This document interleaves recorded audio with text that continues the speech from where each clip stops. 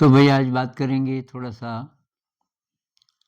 चित्तानुपස්සना और धम्मानुपස්සना पे।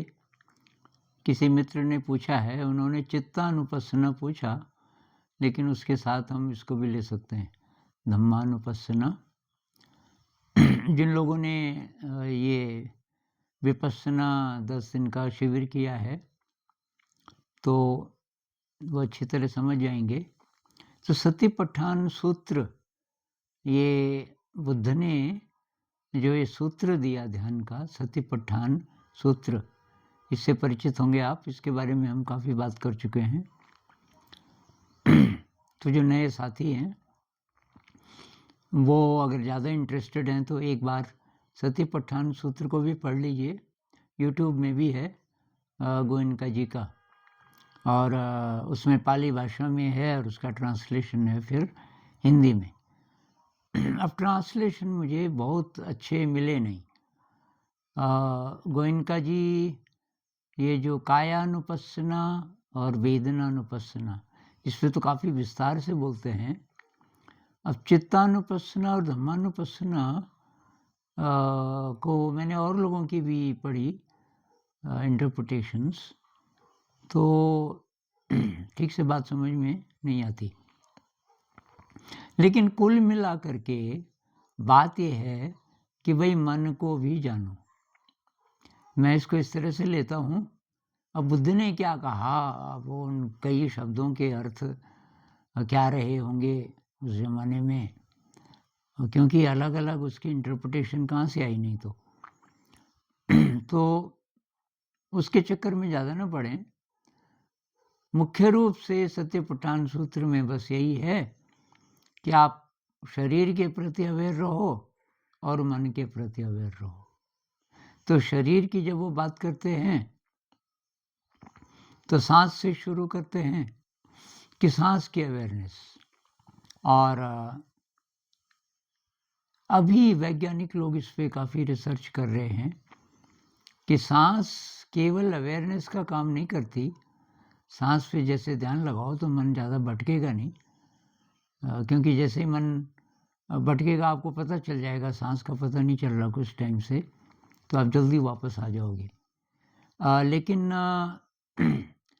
सांस की अवेयरनेस से ये पेप्टाइड्स बनने शुरू हो जाते हैं। पेप्टाइड का मतलब कि प्रोटीन का छोटा रूप समझ लो।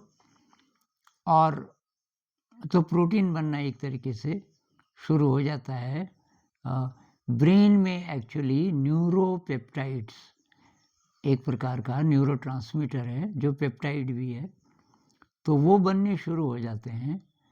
अब ये बात और भी वैज्ञानिकों ने बोली होगी, लेकिन कैंडेस पर्ट एक वैज्ञानिक हैं, उन्होंने ये बात कही।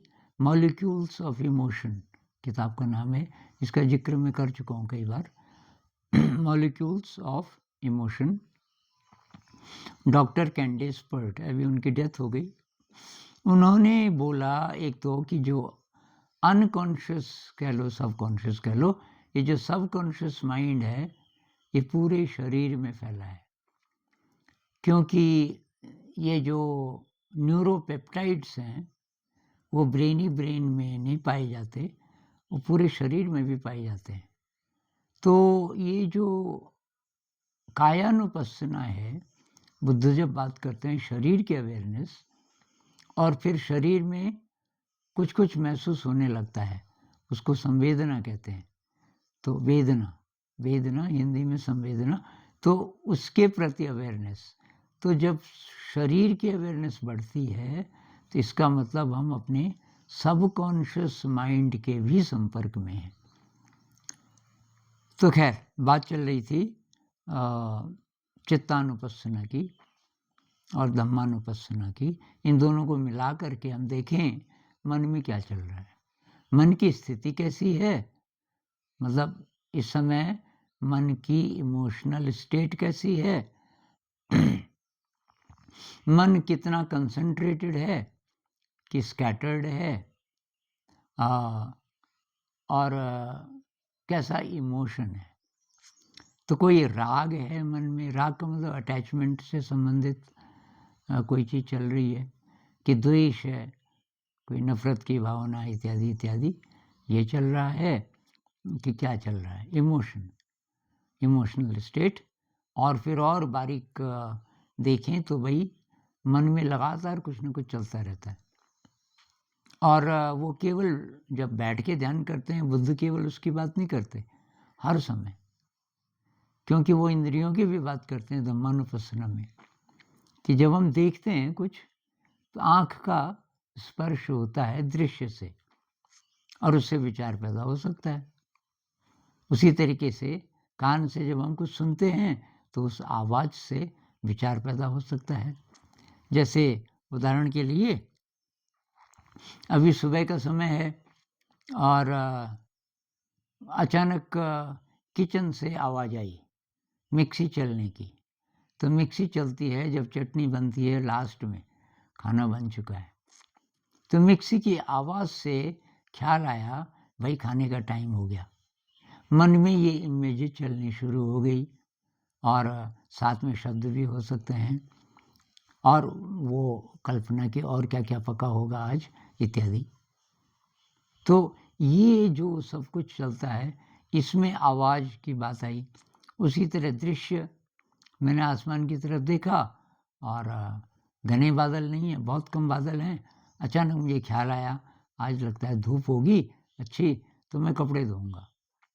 तो ये जो विचार आते हैं जब हमारी इंद्रियां बाहर के जगत के संपर्क में आती हैं, क्योंकि हर समय ध्यान में रहना है, ये बात बुद्ध पहले ही कर चुके हैं सत्यपठान सूत्र में। जब वो बात करते हैं ये कायानुपස්සना की, तो आपका शरीर किस किस स्थिति में है उसके प्रति अवेयरनेस। क्योंकि वो कहते हैं ना गच्छन्तो वा गच्छामि तिपजानाति। अगर आप चल रहे हैं तो आपको पता है कि ये शरीर चल रहा है।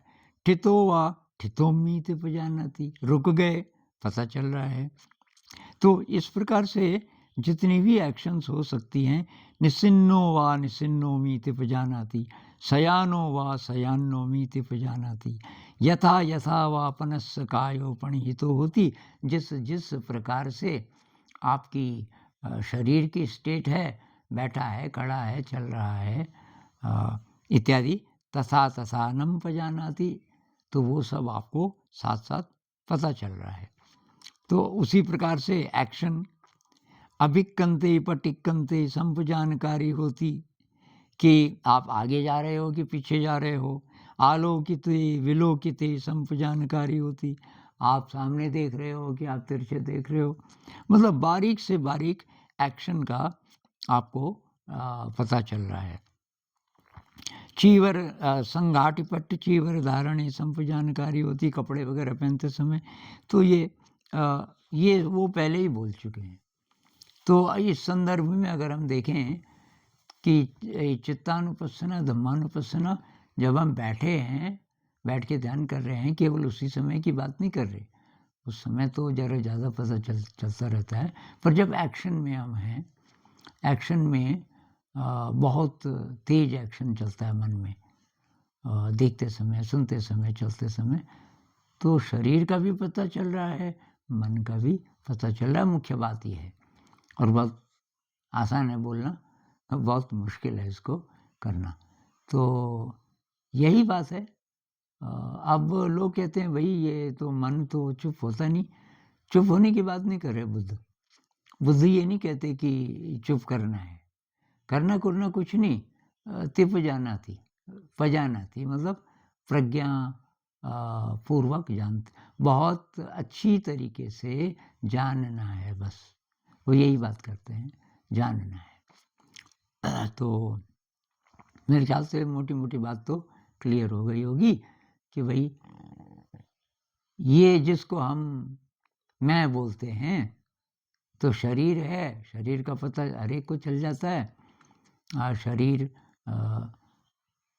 किस किस अवस्था में है, और मन जरा मुश्किल है। तो काफ़ी लोग बोलते हैं कि जी मन तो बहुत ज़्यादा चंचल है, विचार आते ही रहते हैं, आने दो, बस जानना है क्या आ रहा है क्या जा रहा है। तो फिर इस पे और बात करेंगे। नमस्कार।